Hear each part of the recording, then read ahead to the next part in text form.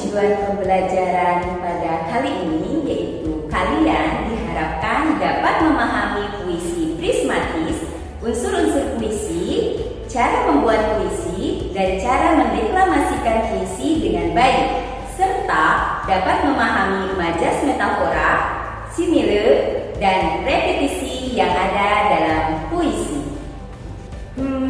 Ada yang tahu apa itu puisi? Puisi adalah salah satu bentuk sastra yang memadupadankan keindahan kata-kata dengan pilihan kata yang tepat untuk mengungkapkan perasaan, pikiran, atau pengalaman.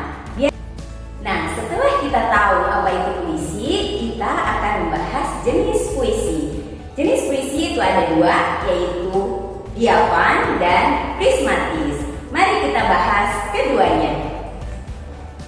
Diapan berarti jernih atau bening. Jadi, puisi diapan berarti puisi yang isinya mudah dipahami. Puisi diapan sering disebut puisi polos. Kalimat-kalimat yang digunakan dalam puisi diapan yaitu jelas dan umumnya merupakan kalimat-kalimat yang diucapkan dalam percakapan sehari-hari. Prismatis mempunyai makna cukup sulit dipahami. Puisi ini seringkali membangkitkan kesan atau sensasi tertentu melalui penggunaan waktu, ritme, dan gaya bahasa yang khas.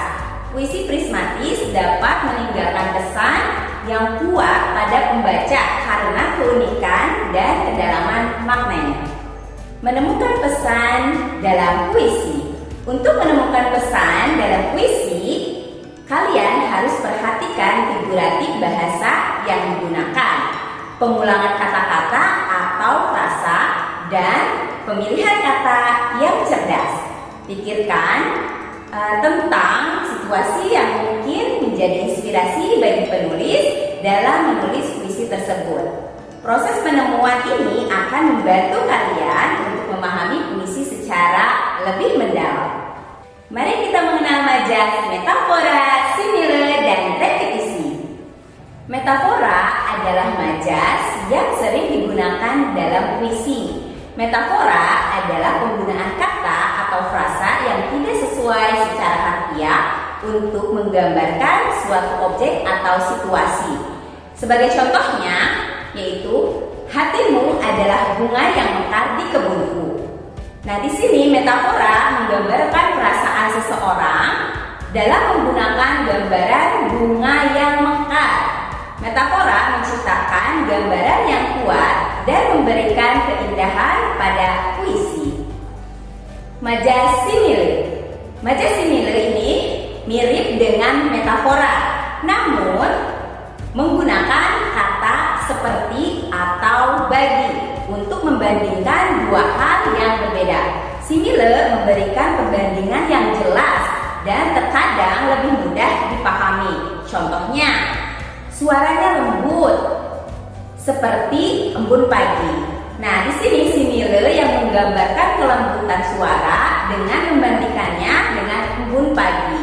Simile memberikan nuansa imajinatif yang khas dalam puisi. Lanjut ke majas repetisi. Repetisi adalah pengulangan kata-kata atau frasa yang digunakan dalam puisi.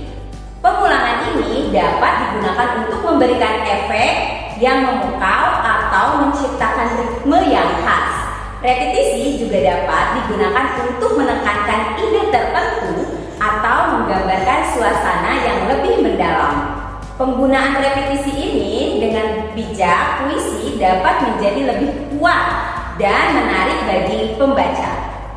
Menciptakan puisi. Di sini ada dua cara untuk kita bisa menciptakan sebuah puisi. Yang pertama, menciptakan puisi dengan metode 5 langkah. Adapun langkahnya yaitu pertama, temukan satu hal yang paling mengesankan. Kemudian yang kedua, ingat-ingat apa yang membuat kalian terkesan. Kemudian yang ketiga, ingat perasaan kalian pada waktu itu.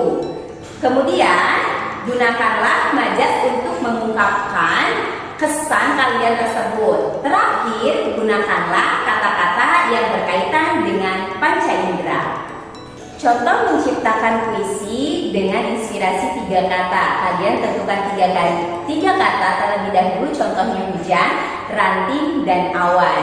Adapun kalimat yang bisa kalian gunakan dalam sebuah puisi yaitu seperti berikut. Masih tampak bekas hujan semalam.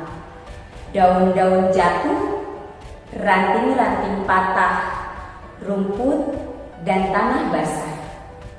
Awan di langit masih kelabu, matahari masih sembunyi. Hatiku pun masih berawan, seusai mendengar kata darimu tadi malam. Di situ ada kata yang digarisbawahi yaitu hujan, ranting, dan awan. Lanjut kita pelajari cara mendeklamasikan puisi. Puisi hidup ketika dinyanyikan atau didengarkan. Setelah kalian menciptakan sebuah puisi, cobalah untuk mendeklamasikannya dengan cara yang kreatif. Kamu bisa merekam atau membaca puisi atau membagikan dengan teman-temanmu. Ingat untuk menggunakan intonasi yang tepat dan ekspresi yang sesuai dengan isi puisi. Terima kasih, sampai jumpa kembali bersama saya Kartini Marlina di lain kesempatan.